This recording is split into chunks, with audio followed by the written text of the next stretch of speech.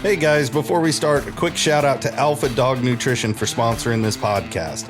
Alpha Dog products are now available at dusupply.com, and you can use code ALPHADOG15 at checkout for 15% off and a credit for free shipping to try it yourself. Now let's get you to your podcast.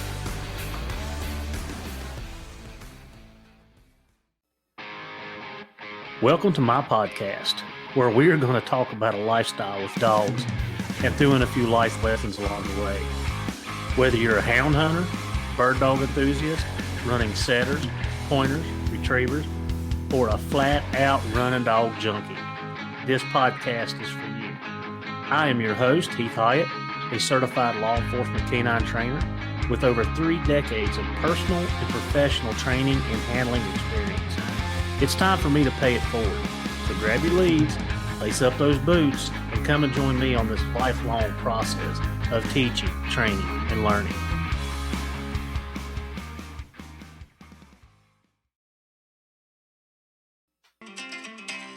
Do you like to be outdoors like I do? If so, unlock the wilderness with Onyx Maps.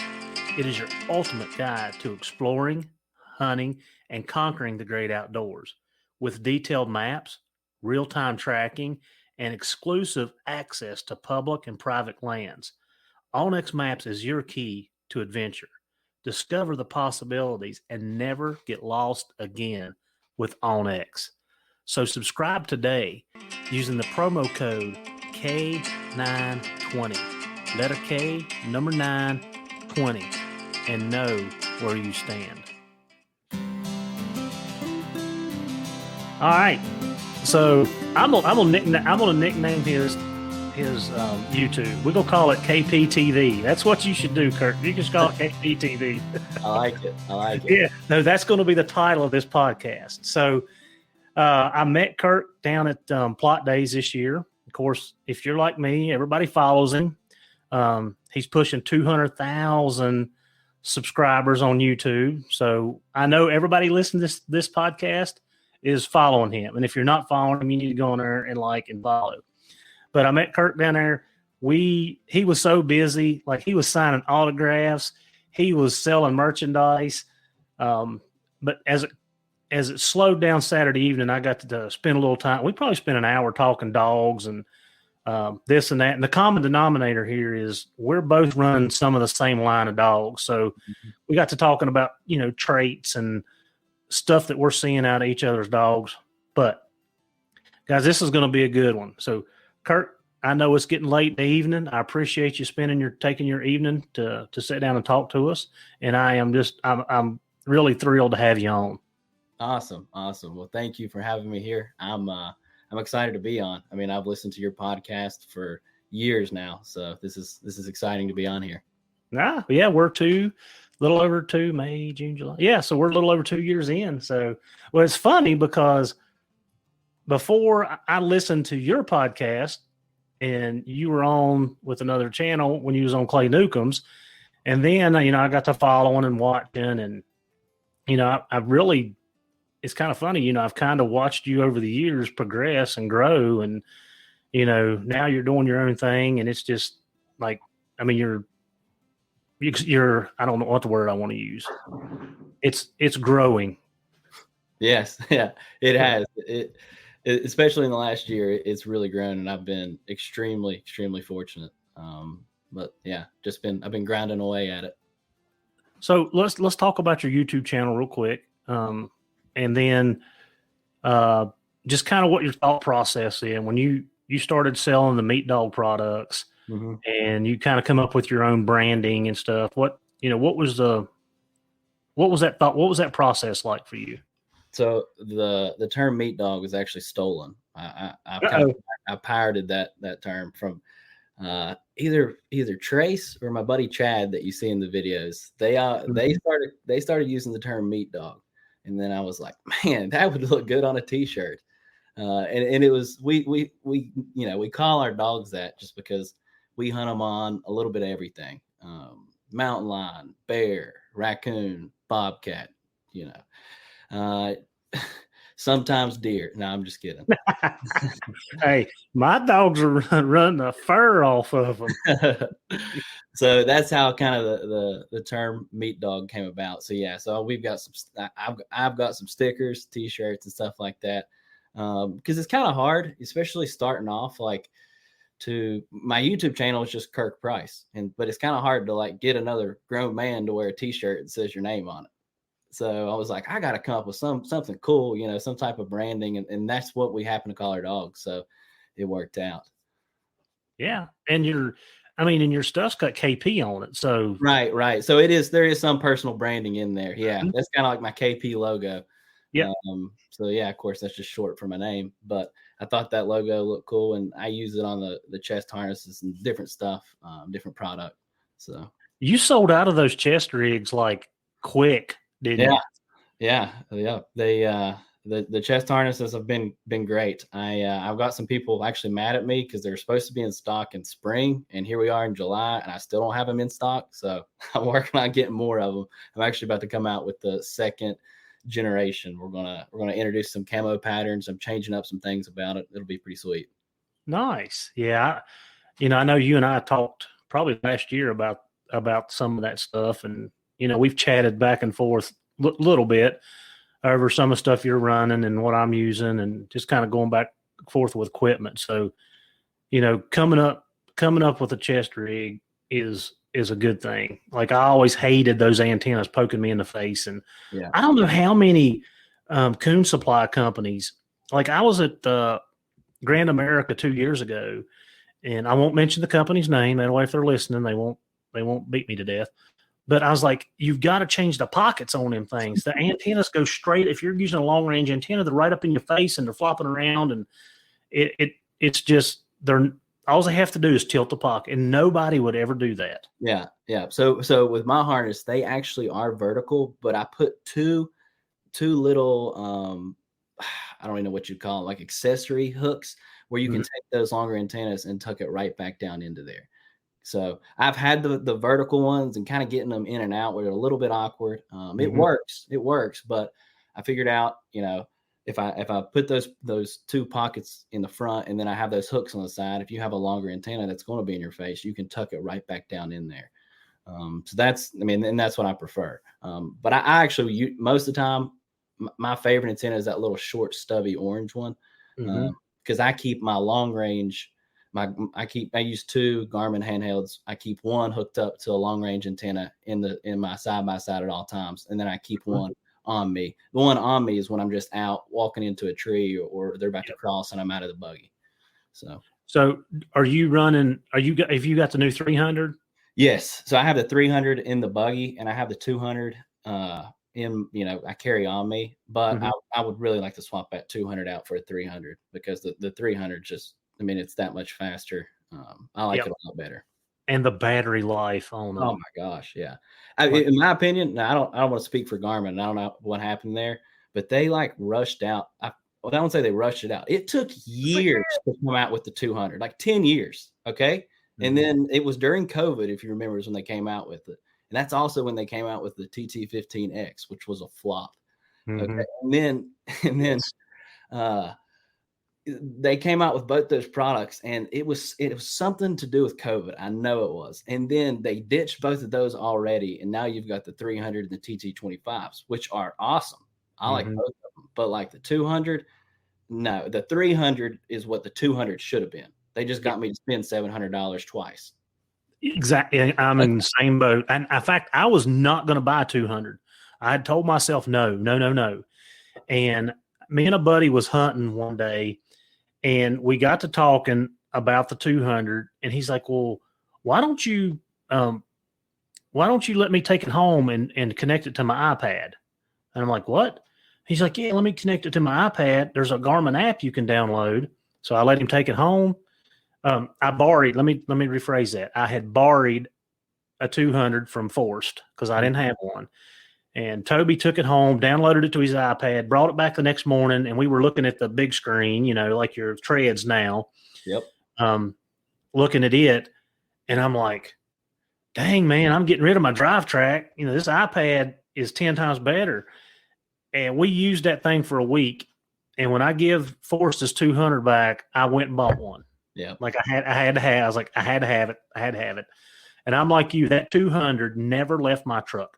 I still use my 100. In fact, I just got a new 300, so my 100 is my spare now. But I never took the 200 out of my truck. It stayed hooked up to my long range antenna, Bluetooth connected to my iPad.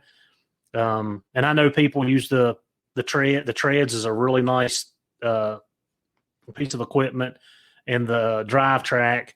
But the drive track, that 7-inch screen, so small. Yeah. Like you got to scroll in and out, in and out, in and out. Right. So the iPad just worked better for me. Have you used the tread yet? I have not. Oh, so I seen you like pitching it. Yeah, there's a reason. They are sweet. Now, I mean, you've heard me. I'll dog a Garmin product if I don't like it. The tread with the 300 like hooked to it. My 200 was a little. It wouldn't. I don't know what it was. I don't know if it was just a bug. I tried it twice, and the 200 seemed to be inconsistent on there. Would throw off dogs that it would show them correct on the 200, then on a screen they'd be somewhere. I don't know what was going on, but the 300 with that tread XL, I think there's a regular tread and then the XL version, and it's the 14. Yeah, and that XL is, once you start using that, it's going to ruin you. You're going to put the iPad away. I don't know, man. I just got me. I don't know. You can't see it on here, but I just got the iPad Pro, which is it's 14 inches. So, but the tread, like I looked at it and looked. In fact, when I was at SHOT Show last year, like I kept going back and looking at it, and Mark was there, and I kept going back and looking at it and going back and looking at it, and I'm like, I can't do it. I can't do it. I'm telling you, I know you got the iPad, but Garmin pays me $0. I'm not affiliated with them at all. The tread is legit. All right. Well, maybe somebody in my group will drop a dime on it, and then I can. Yeah, no, they're expensive. They're like $1,500. Yeah, they are. That's why I don't have it. Right. They track in 3D though. Like you can literally watch your dogs run the face of the mountain or down. That's crazy. And where they need to do a software update where it shows bark indicators and stuff on there, it doesn't show bark indicators. So I'll hear I've got my handheld set to vibrate whenever I get 20 barks per minute or whatever. And so I'll hear it down in my little cubby where I keep it, and I'll hear it, and I'll pull it up and look, see what dog's opening because they're trailing or something. And so that needs fixed on it. But other than that, it's money. Well, it's funny you say that 3D because Doug DeVoe sent me a couple pictures, him and 2 weeks ago, and one of them was like the screen of something, and it was in 3D. And I'm like, I texted him back. I was like, Doug, what program do you have? And he goes, oh, it's on my treads. Yeah. So yeah, that's what it was. But yeah, it had everything. Little holler, the dogs went up and yeah. So, and you can turn on the topo lines or activate them, or it can just be purely the Google Earth or whatever the maps they use. And then how are the maps? They're great. It looks awesome. It looks awesome. And then you can record your tracks on there. Like for mine, it's my side-by-side tracks. And so and record it and save it there, where that way it's always there. So let's say you come and hunt with me and you've never been there before. You can record your tracks the whole time and then save it. And then next time you come and hunt, you don't have to say, Kirk, my dog's split off and going down in this holler. How do I get down there? Like, it's already there. So everywhere I go, I save tracks, and you can drop pins on there and be like, road blocked. Don't bother going up this road. You can't turn around. I'll drop a pin and type it on there real quick. Nice. So yeah. Really nice. Yeah. Well, hopefully one of my rich hunting partners will invest so I can check it out. There you go. All right. So do you want to talk about Africa first, or do you want to talk about dogs? I'm gonna let you pick. We'll save the good stuff for later. So let's talk about Africa. Okay. Africa was good, but dogs are better. Yeah. Okay. Lay it on me. So tell me about your trip. How long you stayed. Like I said, I watched some of your videos. You posted a bunch of pictures, good pictures on Instagram. So tell us about it. Yeah. So I went to Africa with two friends of mine, Mike Yoder, who owns Drone Deer Recovery. He owns a company that is really blown up in the last year. It's the thermal drones that people are using to recover deer in states that are, of course, it's legal, and in a lot of states it's still illegal. West Virginia, one of them. But it's illegal in West Virginia. Yes. Drone recovery is a drone to recover a deer, so you can't take a thermal drone in there and recover a deer. Okay. I anticipate they'll change that eventually, but that's besides the point. So I went with Mike, and then another friend of mine, Braden Price, he has a YouTube channel as well. And Mike actually kind of set the deal up. He went out there to visit a South African drone manufacturer, and they wanted him to check out some of their drones to potentially sell.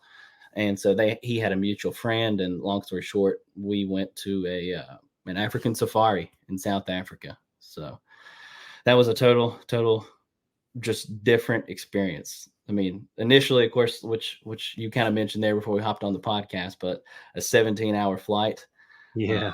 It wasn't as bad as what I thought. I thought it was going to be a lot worse, but I stayed up for the beginning of it, and then they fed you, and I fell asleep for like 8 or 9 hours.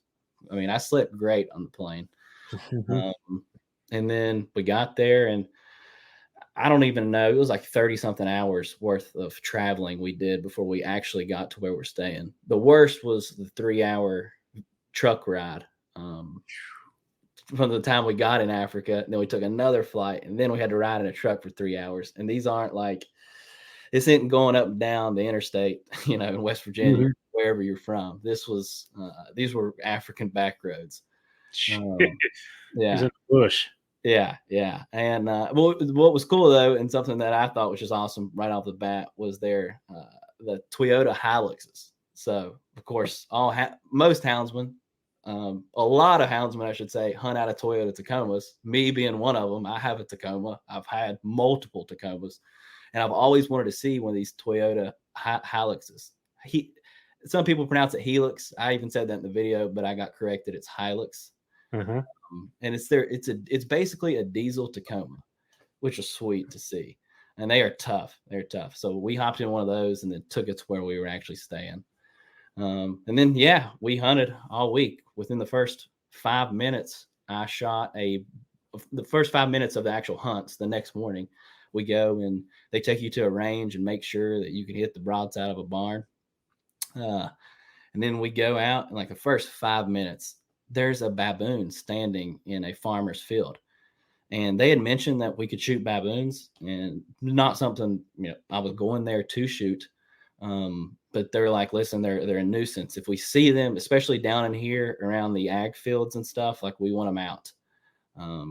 So we come around the turn, and then sure enough, there's a baboon right out in the middle of this field, and it was a big one.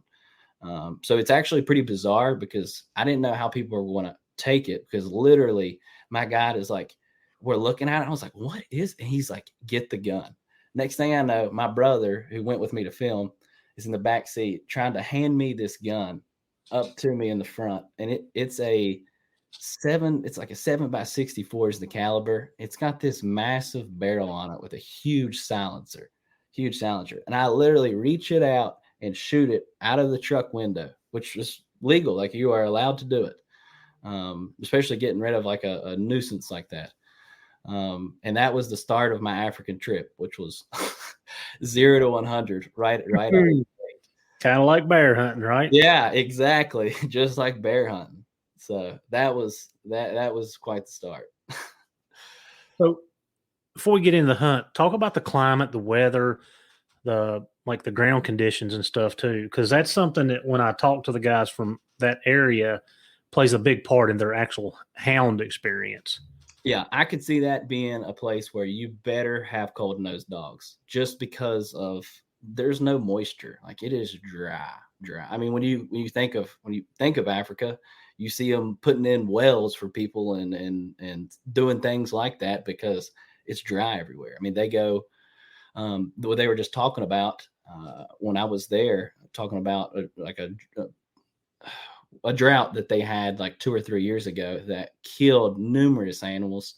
And also, some I can tie that into the baboons. They said, and part of the reason they want the baboons controlled is because they have sheep out there. They're everywhere. I saw them every single day we hunted. We run into sheep farms and different things, and those baboons will run down a sheep, and they'll find a nursing one, grab it, tear it open alive, tear open its milk sac, and drink that milk whenever there's a drought. Yeah, it's crazy. Oh, wow. And so those farmers are like, kill those baboons. Like, we do not want them here. So, oh, wow. Yeah. Wow. So, but as far as tying that back to dogs, it is very, very dry. I can imagine that. I mean, of course, I don't think you're dealing with any snow there. You're going to have dry ground cat dogs. Mm-hmm. Yeah. And did they talk about the rain season any? No. And I have very little knowledge of it. Yeah. All right. So you got you a baboon, and then you killed several. Did you kill a warthog? Yep. So I killed a warthog. And that was pretty cool. They like the area. We actually drove 2 hours to go warthog hunt. And it was actually on a farmer. He has fences, and apparently they tear holes through his fence. And once again, it's for sheep. So we went to a farm actually to kind of manage and control the warthog population. And I killed 2 warthogs, I actually killed a female and a little one, and the female, like the tusks she had were just incredible. They were so much bigger than, the hogs, the feral hogs that we have here in the States. So that was pretty cool. And then I killed a black wildebeest, which was, that was amazing. It was something like you see in a movie.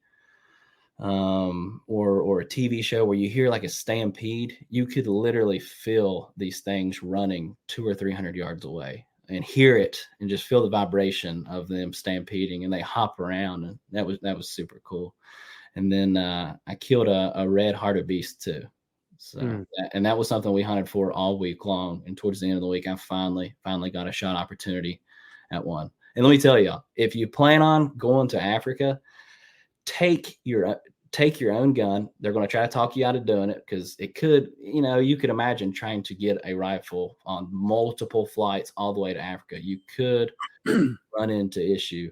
But it's like, I think it's like a $200, $250 fee and stamp you got to pay. Yeah. In Africa for bringing a rifle. But you're that way, because all the shots that I had, like, I think the closest shot was like 280 meters.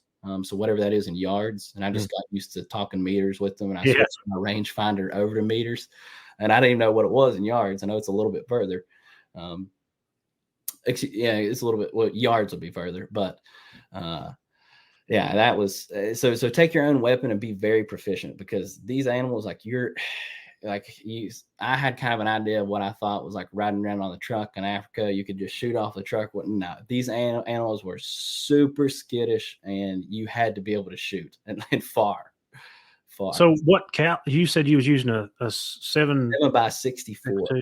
64. Yeah, it's like a European hunting round. That's like a 308, right? Yes, essentially. Yeah. I was like, okay, compare that to a 308 to me. He's like, a little bit bigger, I think.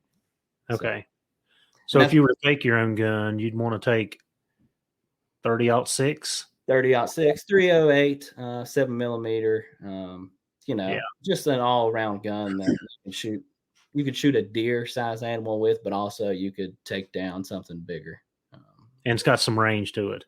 And it shoots pretty flat. You want something. You definitely don't want to be taking lever action 35 or you don't want to go wild west. right. I mean, you could for, I guess, certain hunts, like the big game, like I'm thinking like the water buffalo or whatever it is. So maybe I think you're getting pretty close for those. But so did you get to eat any of that? Yeah. So that was a big question I got. And we would actually, like, throughout the week, we were pretty much eating the people that hunted there the week before us, or even a little bit before that, the stuff they killed. So they they have kind of like their own little butcher shop there where they process it, and then they use that to feed clients. And then also it was pretty cool. I walked into a gas station and they had like kudu steaks laid out everywhere, in different cuts of kudu. So it would be like us walking into a Go Mart or whatever your gas station, an Exxon, whatever, and then there's elk steaks there that you could buy. So that was pretty cool. And then of course they give some of the meat to the helpers around the property or their guides or different stuff. Right. Well, that sounds interesting. So what was your favorite part of the hunt? What was something that like stood out to you? So my favorite thing would probably be the fact that like every animal you saw was new to you. I had never been somewhere that like you a lot of times I'm like, what's that? What's that? What's and some of it was obvious. Like you saw a warthog. I mean, you know what a warthog looks like, but a lot of these different types of deer or impala or there's just a lot going on with it. As far as the different animals, I mean, we would see giraffes, we'd see zebras. Nice. It was all over the place. So yeah, just that total experience of everything being new. That was, you only get that opportunity once for it being brand new to you. So that was pretty cool. And they couldn't hook you up with a hound hunt?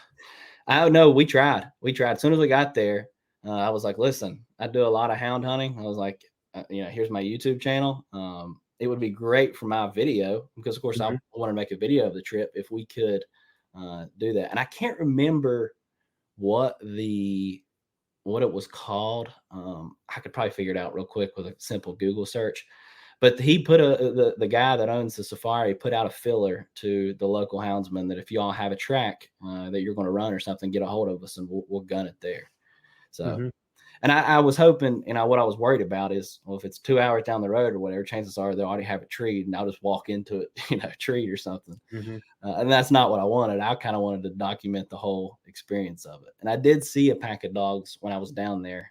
From a distance, I could see a kennel they had them in, but I didn't get to get up close and really look at them. Was it blue dogs? No, I don't think it was. They looked more like foxhounds to me. Oh. Yeah. That would have been interesting to go and talk to them, wouldn't it? Oh, absolutely. Absolutely. I mean, and that, like, one day I want to take a hound specific trip to Africa where it's just all, in fact, I just watched a YouTube video where a guy went to Africa and he was hunting with natives that were hunting bush pigs. And these guys are literally running around barefoot, hunting with these mutts and baying up bush pigs, and then killing them. And like, if I could go film that or just be a part of that, that would be awesome. Yeah. Yeah. I mean, getting to hunt with native, Africans, getting to run their dogs. Like the dogs are just no collars, nothing. They stay with their group that they know, and get to see that authentic. I mean, those are houndsmen right there. That's cool. Yeah, that's about as that's about as far back as you can go, isn't it? Yeah, yeah, as raw as it gets. I mean, that's sweet. Yeah, for sure. So, how many days were you over there? The total trip was around 10 days. I think we spent about a day and a half traveling there, and then 7 days there and a day and a half traveling back. And I actually got very sick while I was there. It didn't make the video just because it was at the very end of it. You didn't drink the water, did you? I did drink the water. We were drinking, but they have spring water.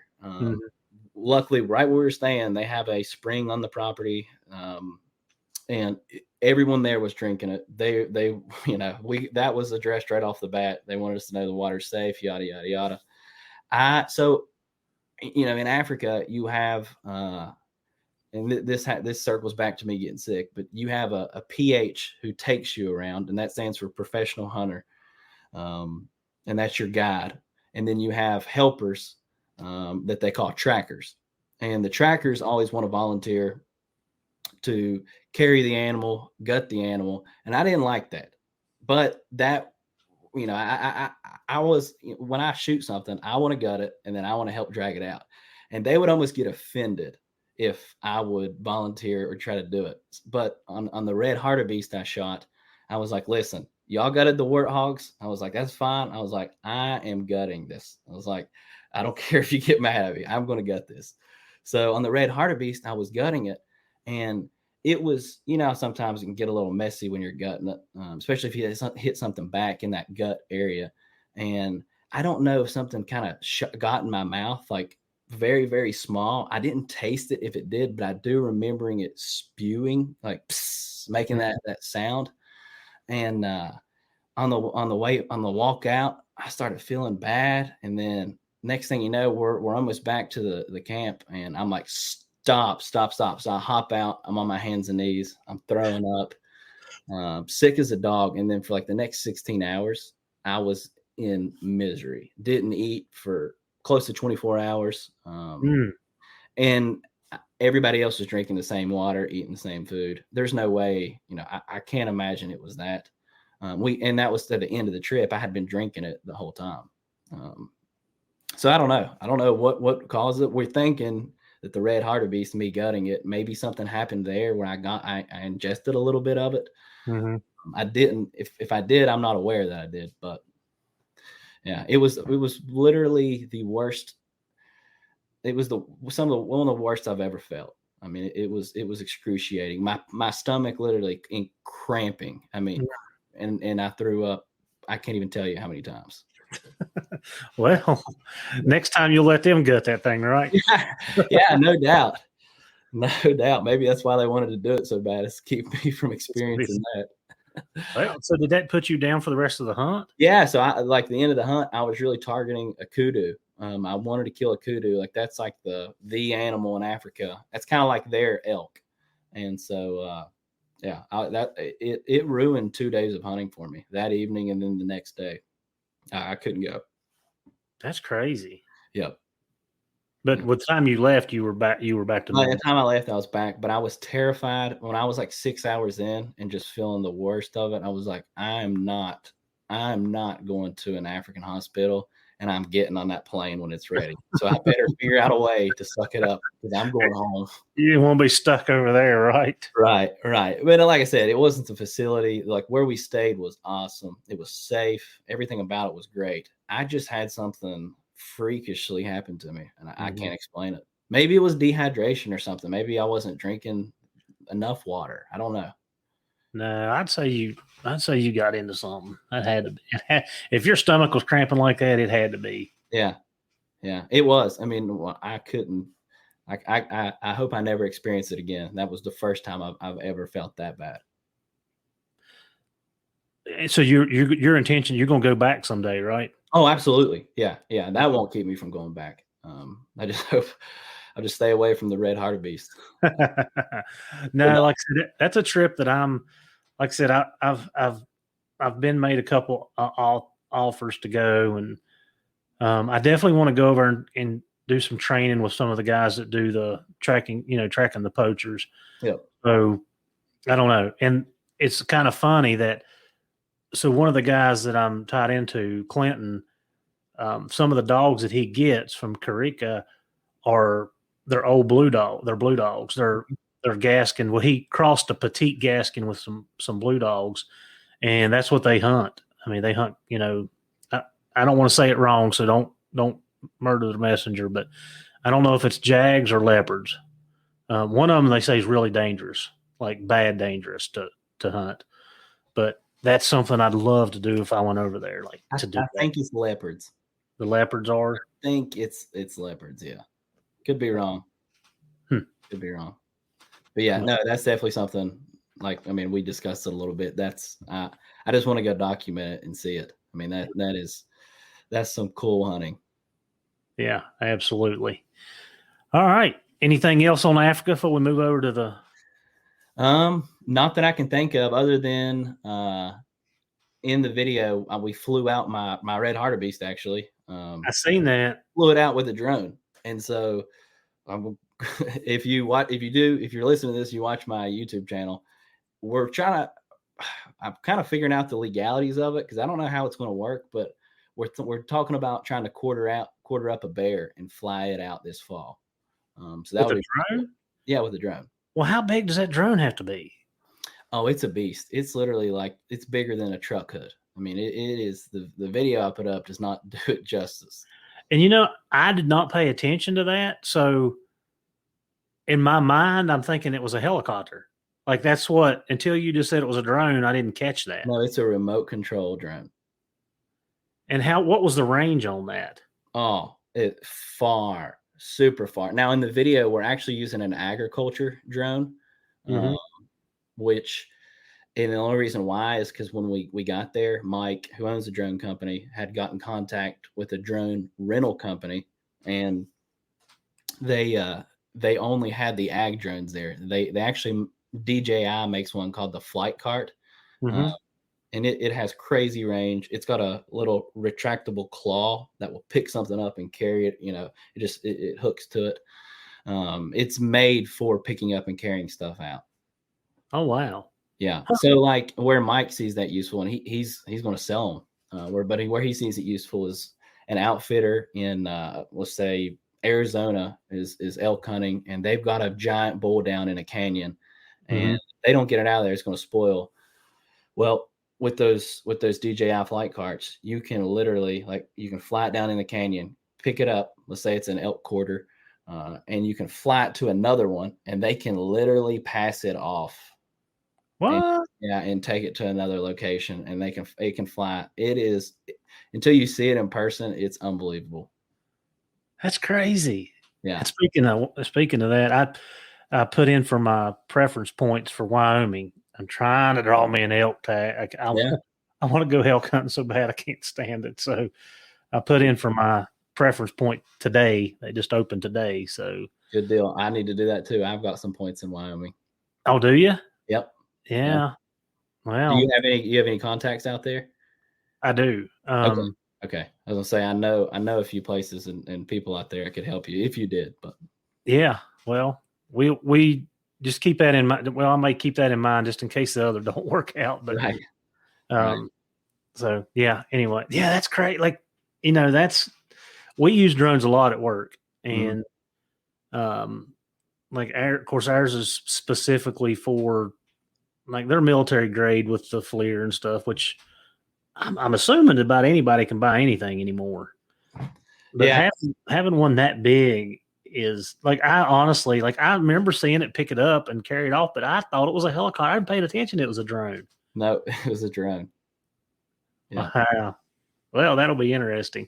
So you film that stuff some in the fall. That'll be pretty cool. Yeah. Yeah. I mean, that's when we were doing that there. And that's part of the reason Mike wanted to go to Africa, is one, to meet that other drone company, but also legalities of carrying something. There are weird laws and I don't say weird, they're definitely put in place on purpose. That way you don't have a guy flying a white-tailed deer out of a holler that happens to be next to an airport. Yeah. There are rules and stuff that you have to abide by. So I know Mike is going to navigate that and figure that out. I'm sure he already has. But Africa was kind of a test run. Gotcha. And they have the technology over there to do that. Yeah. Yeah. So, right. And so, like, parts of Africa, of course, South Africa, the part I was in, was extremely developed. I mean, they have DJI drone rental companies where you can go rent a $20,000 drone. Yeah. And I think a lot of times some of their technology, like, they get things before we do here in the States. I mean, it's that way with Garmin. In other countries, they'll release something in Australia or wherever before we get it here. Well, just like the Garmin, whatever they just released this past, everybody's starting tracker. Yeah, the LTE, yeah. And that was all developed overseas for the guys that were running stags and stuff like that. And of course they have phone service, so it works out great. Then they just brought it over here. So yeah. Same thing. Yeah. Interesting. All right, let's get down to the dogs. Let's talk dogs for a little bit. Okay. And I know, like I said, it's all over your YouTube stuff, but just in case we have one person that does not subscribe, like, tell us a little bit about your dogs.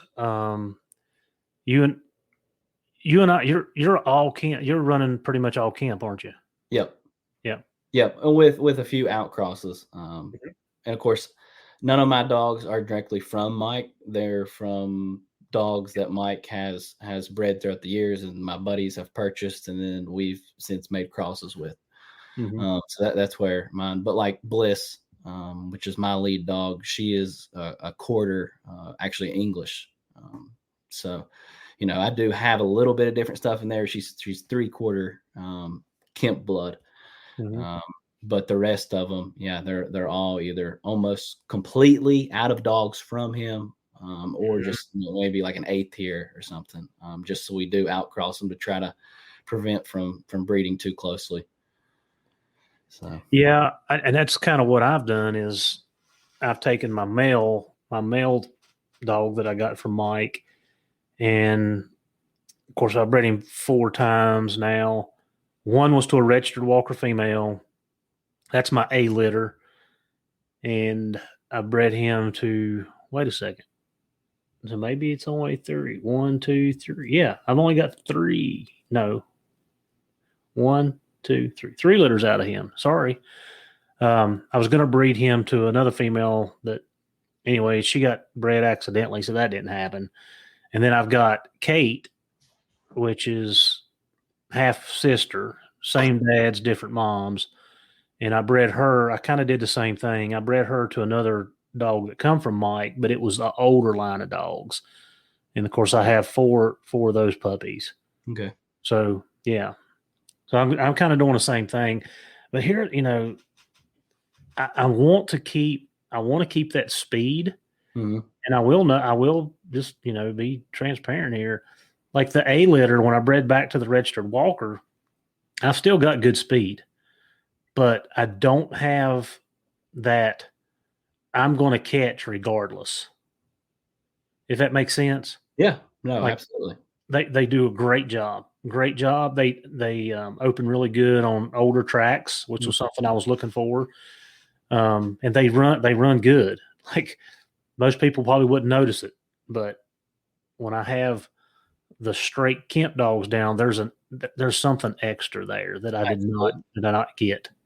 Yeah. Yeah. And that's the same experience that we have. When I started hound hunting, I got really lucky. And the guys that I hunt with had, you know, kind of figured that out. They had went through, you know, they hunted everything, every type of breed, cross, line, yada, yada, yada. And then when I started is when they really, started hammering the Kemp stuff. And just because the country, you know, we hunt with high walls, and different types of crazy terrain, takes a athletic, fast dog to get through that and be able to catch bears in that terrain. So, and there's definitely a difference. What you're talking about, that truly run to catch, like I'm not going to stop. Yeah.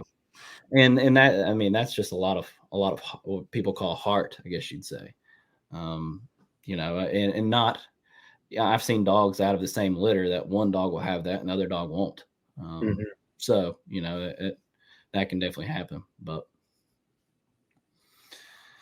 yeah, like I said, it's a little extra. And like I said, the majority of people would never see it, right? Because it's that minute. But in the same sense, it's not also that big. Like, you know, if you're really paying attention, you're really watching, you're like, gosh, man, that dog got an extra gear. Like, right. He done maxed out. Now he's in overdrive. Right. And I know you and I talked about that down in Tennessee too. Like, yeah, that extra step. And it's funny. Like, I don't know how it is for you, but for me, making outcrosses is something that, you know, I'm just now starting to really dabble into and look for certain dogs. And it's so hard for me to trust someone as far as when they're saying, like, I see these guys advertising these dogs, reproducer, stud, this, whatever. I don't care. I want to see the dog in the woods, and I want to hunt with the dog in the woods to determine, because what someone considers fast for them may not be fast for me. What someone considers cold-nosed for them may not be cold-nosed for me, because I have truly hunted with fast dogs and cold-nosed dogs. So like trying to figure out who I'm going to outcross to, what I'm going to outcross to. And you know how it is. I mean, there's a lot of people out there that are just full of crap. I'm just like, what are you talking? I mean, not in the hound world. right. You go hunt with them one time and you're like, dude, you're lying to yourself. Yeah. So Yeah. and that's what, like, if I found a, let's say, you got walkers and plots, rivals, yada, yada, yada. If I found a plot that was cold nosed, fast, I don't care. I'm not saying there's not any out there that are cold nosed or fast, but I'm saying the real deal dog, like this is a 1 in a million dog. That's the dog I'm breeding to. I don't care what color it is. Mm-hmm. It doesn't matter to me. It doesn't matter if that dog has every trait I'm looking for, and that's that is the dog, and that's what I'm going to breed to. Yeah, and one of the things that I've learned, and like I said, we've talked to people on the podcast that's put a different perspective in it for me. And some of the old timers, you'll hear them talk about it, but not only do I want to know about the dog that I want to breed to, I want to know about his brothers and sisters, and then I want to know about, his parents' brothers and sisters. Mm-hmm. I want a little bit more information. So is he out of a good litter? Is that dog, he or she, are they out of good litters? And if they're out of good litters, where the majority of the litters turned out to do what they're supposed to, and that don't mean they all have to be world beaters, right? They need to be able to run, tree, bay, and stay. Right. Simple, Yeah. right? That one doesn't want some 1 in 100 outlier. Well, and I'll tell you a quick one after I get done with this, but I want to know about the litter itself, and if any of those dogs in the litter have been bred, what they're producing. And then, like I said, I want to go back to the parents, and there's where you get in trouble. Like, I've got a female out here that's got pups on her right now, and I can tell you everything about her dad. Like, I raised her dad. I raised her dad's mom. I raised her dad's dad. I raised her dad's dad. Like, I raised dogs back 5 generations. Like, I can tell you everything about them, good, bad, and indifferent. Right. But now her mother was purchased by a buddy of mine and was told this is what she's out of. But through my experience with the Walker breed and the coloration of the dogs, what we were told does not meet what I'm seeing as far as, color code. Mm-hmm. So anyway, I don't have a lot of background there. So when I went and bred her, I bred her back to a great, she's a granddaughter of my old dog, and I bred her back to a great grandson. So that the dog that I bred to, his mother come out of a gyp that was bred to my dog, which goes back to that same line. Like, I can tell you everything on his mama's side. Like, I can tell you back 5, 6, 7 generations. Yeah. People that's hunted with them, either I've hunted with them or people that's hunted with them, what they do in most of their litters. I can tell you what it is. Now, the dad, we know where he come from, and we know that he produced really good dogs. Mm-hmm. So I don't have a whole lot of information, but I'm hoping that the 2 outcrosses that were made on that, the line breeding that we did, I hope it holds true enough to get a lot of what my old stock was, if that makes sense. Yeah. Yeah. No, absolutely. Absolutely. Something to consider too is you might have and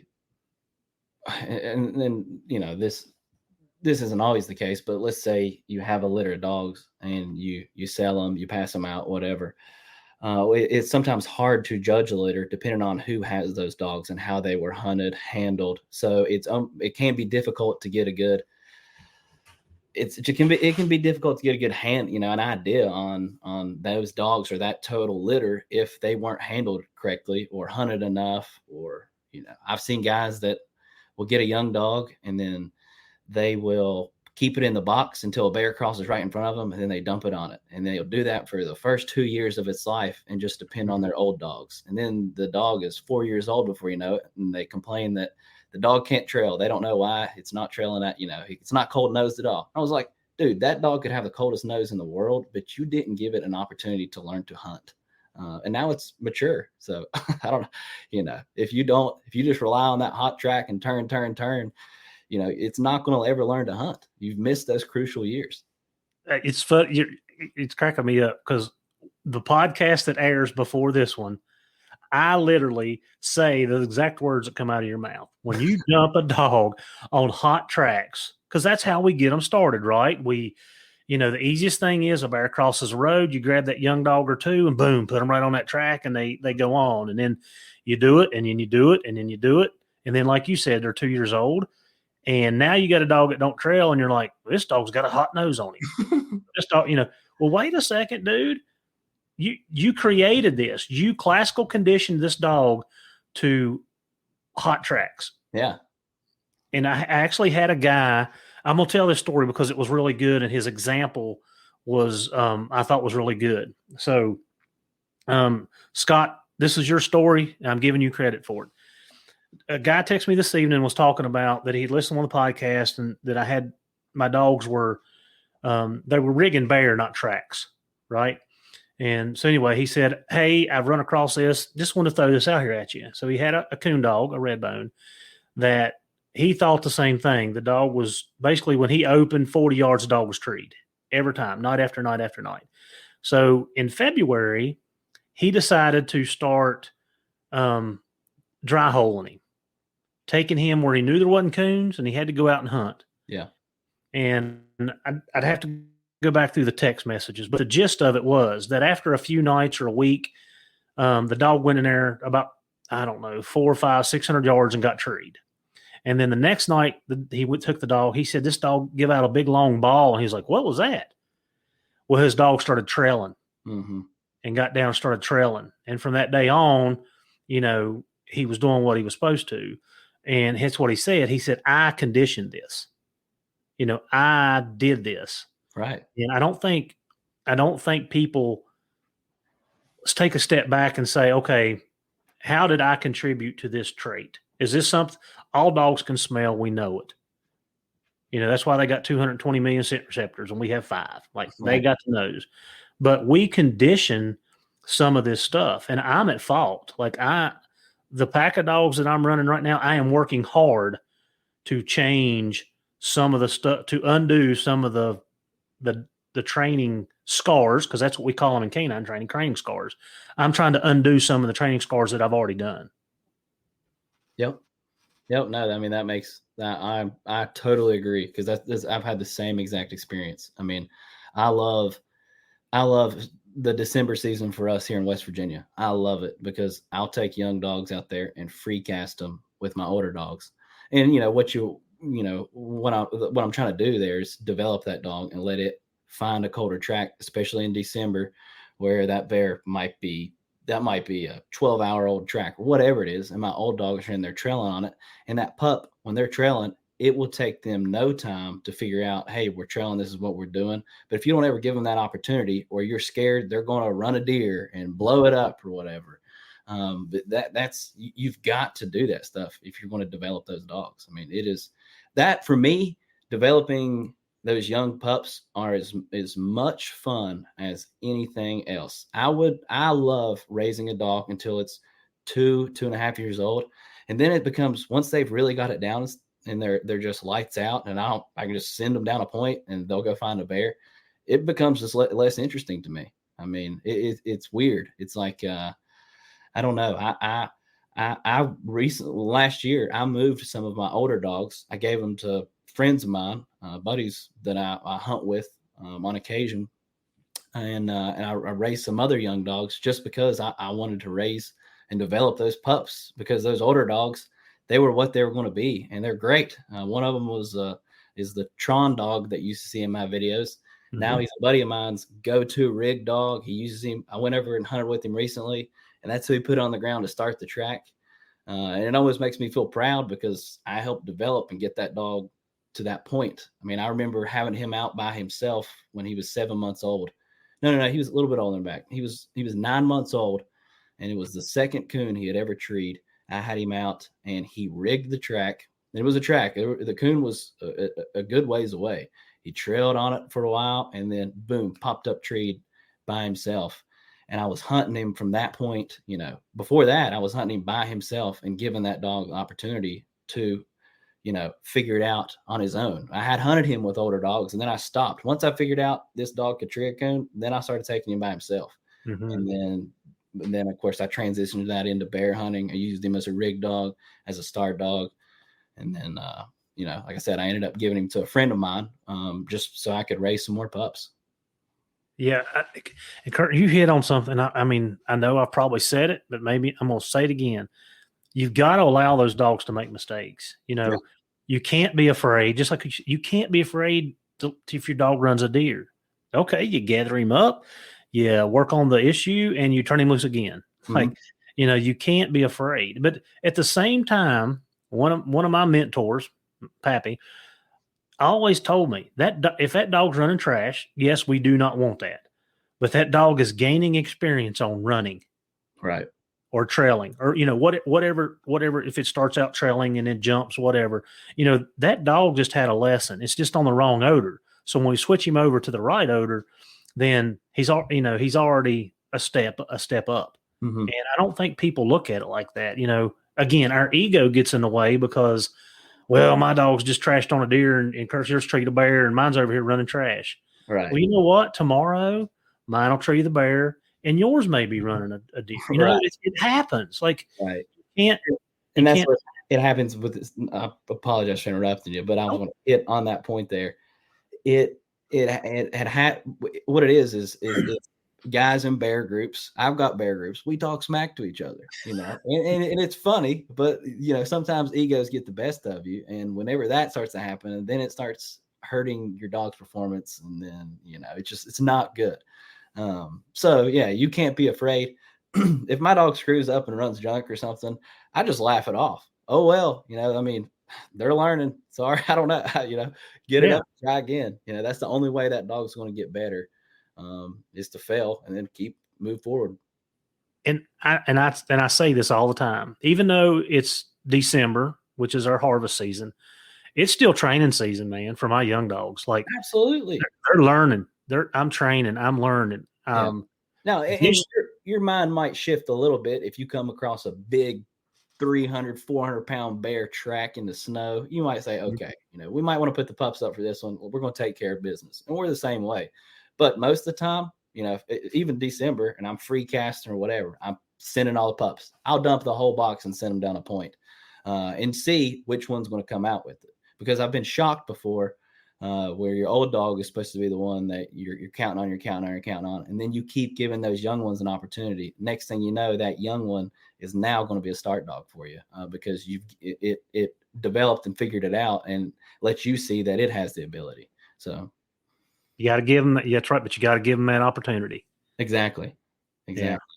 So now when we talked and like I said, when we talked at Plot Days, I really felt like you and I had a lot of the same thought process. And, we had talked about pups, and you were talking to a guy.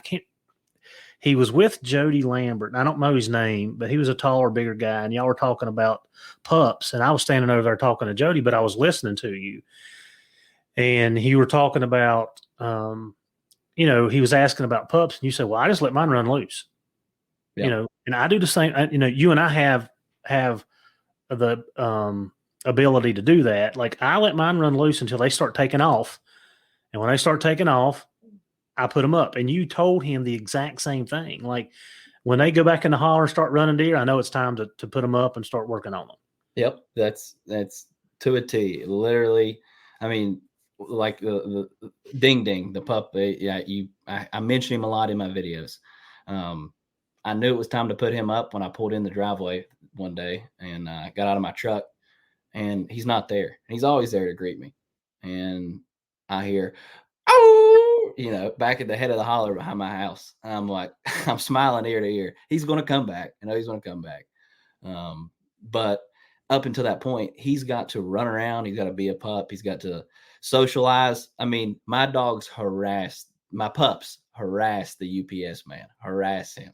He carries treats on him every time he pulls in, which is usually weekly. I mean, not weekly, daily at my house.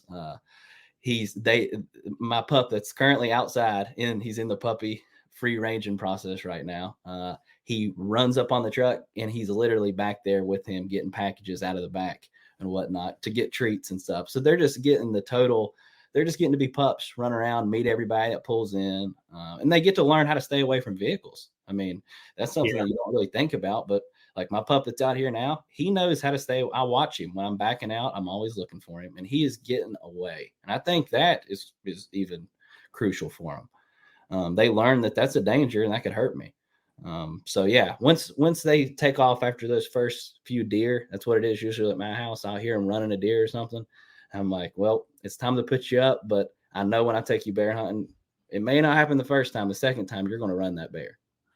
Yep. And like I said, I'm in the same. It's funny you talk about, because I had Vice, which is my shepherd, and he scares the crap out of people. I mean, he's an 80-pound shepherd, and I got a police car sitting here that says canine. I got signs on my kennels that says beware, caution. Every time he pulls up, like he's looking for Vice. But I had Briggs out in the yard this evening. He pulls up, and they both, boom, they're right over there. It's exact same thing. So, yeah, it's and I guess a lot of we're really blessed to be able to leave our dogs loose like that, because I know a lot of people can't do it, and especially if you live in a neighborhood or a housing development, you can't do it. Right. Near main roads. I specifically, like where I live right now, I specifically picked it for dogs. Like that was part of the top criteria. Is one, I got to have fiber optic internet so I can upload my videos at a decent speed. 2, I got to be somewhat close to where my wife works to keep her happy. And 3, I got to have somewhere that no one really cares about my dogs and they're not bothering anybody. And I can let them occasionally run free. Isn't it crazy that we buy our place? And I did the same when I bought this place. I did the same thing. Like, I bought it because nobody was going to fuss about my dogs. Yeah, exactly. And it's just a matter of course, if you live in a housing development or whatever, you can have hounds too, but it's just, it's how it is. I can't imagine having neighbors on top of me and trying to keep my dogs quiet all the time. Most of the time they are quiet, but when it comes to feed time, they go wild. Yep. And I'm fine with that, but that it was crucial for me when buying a house to not have that headache, because I'm always going to have those dogs. I can always find a different house somewhere else too. Yeah, that's for sure. So, any other training philosophies, thoughts, or anything like that you have on your mind that you think people should know or would want to know? Yeah, I guess something. I had a litter of pups that I had out of Bliss. It's the only litter of pups I've ever raised. And I guess this has to do with training. I kept them all until they were like 6 or 7 months old, and that is difficult. I don't know that I would do it again. But what I wanted to make sure of, and I don't want it to sound bad to the people that I gave other dogs to, but what I wanted to make sure of is that I got the cream of the crop from the litter, because to have, I don't care if you have a litter of, 8 or whatever it is, there's always going to be a standout or 2. I'm not saying they're not all going to be great, but there might be one that's a little ahead of the other. And that can, they can develop later on. And one that you didn't think was going to be good could turn out to be the best one of the litter. You never know. But I guess, for me, if you're listening to this, you have a litter of dogs. It is difficult to keep that many and train, develop them properly. I feel like I held on to them a little too long, which for what I was able to do in the time I had. I wish I would have let go of them a little bit earlier, but I also do think I don't know that I got the best, but I definitely think it was worth the efforts, because I got 2 females out of the litter that are going to be a huge part of my pack. They're going into their 2nd year of really hunting. And that's Biscuit and Tammy, if you watch my videos. And like in the last video I uploaded, actually Biscuit, Tammy, and Ding Ding were the 3 dogs in the front that actually put the bear up.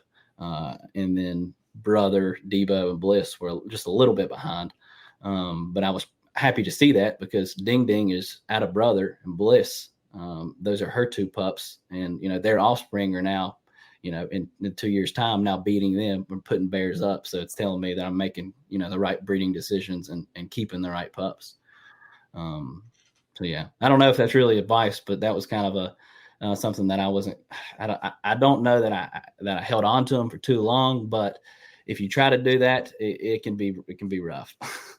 Well, I'm in that boat. The last couple litters, I've kept them till about 5 or 6. This litter that I've got now, I got 4 that's 10 months old. And I keep telling myself, Heath, you cannot hunt 4 young. You cannot do it. You can't do it. But the way that when they were born and I've not been able, the Canada trip got me a little behind because I spent a lot of time trying to get my other dogs in shape. Mm-hmm. And then I made the decision that, listen, I'm not taking 15 dogs to Canada. Right. So I left the puppies at home. And when I made the decision I was going to do that, I was just like, all right, I kind of put them on the back burner. And when I mean that, I mean, I didn't have them out, letting them run stuff, doing that. I still work with them every day and do that, but I didn't run them. And like now, like I'm in a dead period. It's too hot to go down to North Carolina. Like it's July. I've got 1 month before season comes in, and I know that I'm not going to be able to hunt these dogs, but I've got to find out which one is doing what. Right. Like I've got to, and I'm in your shoes. Like I probably should have sold 1 or 2 of them, and let them go. And I feel like exactly what you said. I don't know that I'm going to be able to do all 4 of them justice. Right. Right. Because it's just too many young dogs, too much. Yeah, it's so hard. It sounds great, and I'm not saying I wouldn't try it again, maybe, but I don't know that I would. It's a lot to take on. I mean, trying to hunt all those and develop them and trying to figure out which is going to be the best. It's not easy to do. Like I said, I think I made the right choice, but I don't know that for sure. I mean, the pups that I sent out, as far as I know, they're all doing well. To a degree, there was I think 1 or 2 that they weren't happy with. But the ones that I felt like got a really fair shot are all doing well. So, well, and you kind of hit on that before. Is it depends on where the dog goes and what kind of opportunities they get there, and that's very, very tough in pup placements. Like absolutely, it is. Like you want some of your best friends to have these dogs because they're close and whatever. But in the back of your mind, you're like, golly, geez, man, they're only going to hunt on weekends. And, so that dog's going to get to hunt 15 days out of the year. Yeah. You're never going to know. Right. And they could have just an absolute stud and it's just sitting there, just wasting. And you'll never know what that dog could have been. Yeah. That's just a sick feeling. I mean, it is. It is. And then you never know, like when you have a litter and you pass them out or whatnot, you don't know the people, you think you might know them or what, but you just don't know how that dog's going to be treated, what opportunities is going to be given. And that's like knowing like we talked about earlier, knowing the history of its brothers and sisters and stuff. For me, that is so hard to get an accurate gauge on unless I've hunted with each of those people and they know. I'm not just judging them based off their Facebook pictures that they upload a bear tree every 3 days, but it's actually their cousin Bobby that's treeing them. And they're just there taking pictures, but looking at them, you think they're experts. Yeah, no, yeah, and it's hard. It's hard to sift through that. I mean, it is. It is. It is so hard. So hard. Yeah. No, I think that's if people in the world, if you're trying to make your dogs and dogs better in general, you got to take a little time and filter through it. Yeah. And I've here recently, I have been kind of going on word of mouth of some of my friends that I trust because I don't have an opportunity to do X, Y, and Z. It's hard to have that opportunity to hunt with all those dogs or all those people. And it's tough. It is. And like you said, just because I think it's a good dog, don't mean you're going to think you may like, man, I don't know why he's feeding that thing. Right.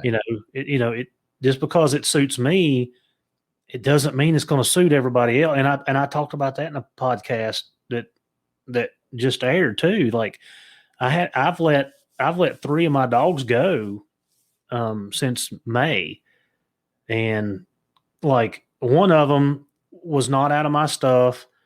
I bought her to kind of just help my young dogs, but I don't need her anymore. So there wasn't that emotional attachment to her. Yeah. So it was okay. And then the other two, man, I raised them, trained them, and I'm like, God, it hurts. Like, it's like you said, I can't keep them all. Like I'm moving on to the next litter. Right. But at the same time, I don't want to let those dogs go. And I told the guys that ended up with them, like, just because they suit me, you may not like them. Like, you may not like them at all. So, you have an out. They're always welcome back at my house. So it was hard for me because I haven't, I really haven't sold a bunch of dogs, and most time I'm giving them to my buddies that I hunt with. That's what I do. Yeah, same here. I've never advertised selling one. I think I've sold two ever, and I knew both guys I sold them to. Same here. I get asked literally daily if I can buy a dog, what dogs am I hunting, because of the videos. And it's just not something I could just go grab a couple walkers, breed the crap out of them, make a pile of money for a while till it catches up with you. Yeah. But because of the videos, Yeah. But it's not. I have the same type of attachment that you have to them. I mean, I know exactly what you're saying. The dogs that I have moved and stuff have not been easy, but the only thing the way I justify it is, okay, I've got other dogs that I want. I'm going to develop these dogs. I've got them. And these older dogs now that are topped out, I'm not going to do them justice leaving them at the house all the time. It's selfish of me just because I'm emotionally attached to them to leave them here and hunt them on occasion and stuff. It's selfish. And so it may be hard, but the ones I have moved, I don't regret it because I know that at least they're going to somewhere that they're going to be appreciated. They're going to be hunted and taken care of. And that, for me, that's all I need to know that I can justify doing it. It's hard for me to sell a dog to some, Joe Schmo that send me a DM on Facebook. It is hard. It's hard. Yeah. I really want to know you before I give you a dog. And that's not saying that I won't ever, do that. But I get what you're saying. That there's definitely, I have an emotional attachment to my dogs. And a lot of houndsmen, of course, the stereotype, like, whatever, you can't be afraid to cull them, yeah, those guys go on. But I'm one that will come out and say I absolutely love my dogs. So yes, I mean and not only it's an emotional investment. Like the time, I mean, you show videos of you fooling with your dogs. Like I'm out with my dogs every day, whether I'm hunting them or not. Again, there's volleyball that I go in and I feed them and I pet them on the head and I take off. But like if I'm at home, like I'm spending some time. It may be 5 minutes here and there, 10 minutes here and there. Like I had Briggs out today, just let him out and let him run around the yard for a little bit. I mean, it was 15 minutes or so, 20 minutes at the tops, but it's an emotional and it's also an investment. Like so much time, and you can't get time back. Right. Like you can't put a price tag on time, right? Like there's so much time invested into these dogs with, like what you're saying, with the, with the love and the care and the training and the development and all the gas. We can go on and on and on. That, like this, we're climbing a mountain we're never going to get to the top of. But that's what people don't see, and that's what I don't know how everybody feels about it, but that's definitely how I feel about it. Yeah, no, I'm right there with you. And you've got your family that probably get attached to all the dogs. I mean, that's why I got 4 pups. All right. Yeah.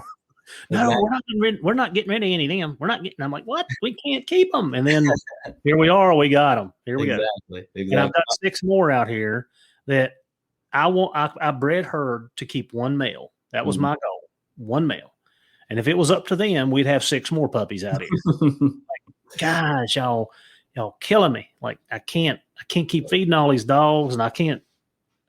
Here's the pinch I've got myself into.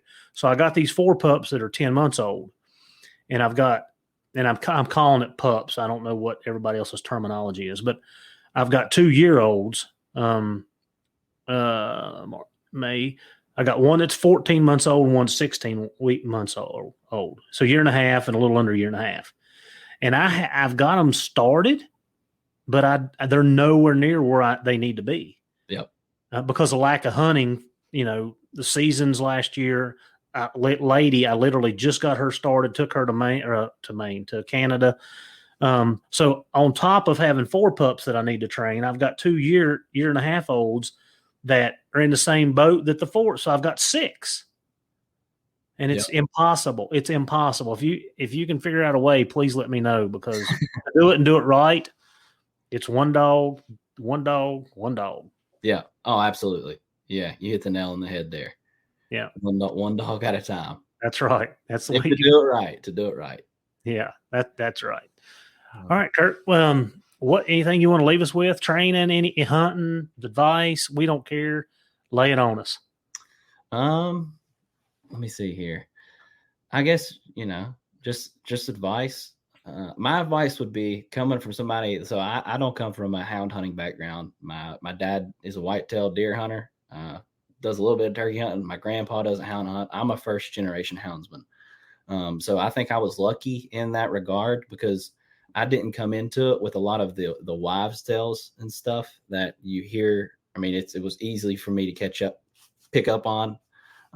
So I guess my one piece of advice would be, just be careful of the information you're listening to. If you're listening to this podcast, I think you're getting some pretty daggone good information. Not just this podcast in particular, maybe not this one, maybe any other one but this one. But in general, the guests you have on here, the knowledge you have, Heath, just be very careful of the, who you listen to. And even, there could be things that we've said that aren't necessarily correct. That's just been our experience. So just be careful where you get your information from, would be my piece of advice.